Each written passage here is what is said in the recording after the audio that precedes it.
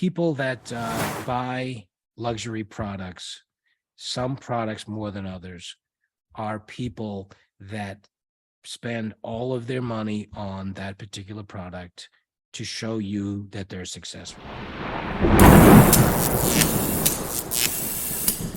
Do owning luxuries make someone financially successful?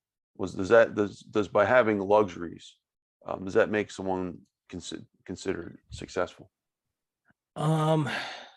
You know, In 30 there's a phrase that we use called faux rich, right?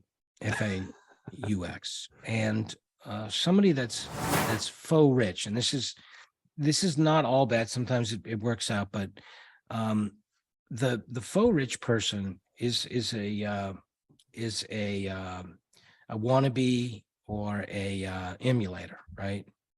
So that particular person wants to show you that they're successful without having actually achieved success.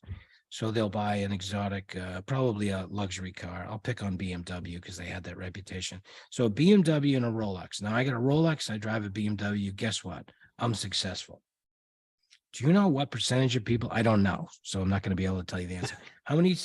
What the percentage of people that are truly successful, that deserve and should be in that car and wearing that watch, out of all the people that do it, they're faux rich. They're faux wealthy. They shouldn't buy those kinds of things because they're not putting themselves in a position of being liquid enough to maybe take some chances in life. They're strapped to that image that's not doing them any good.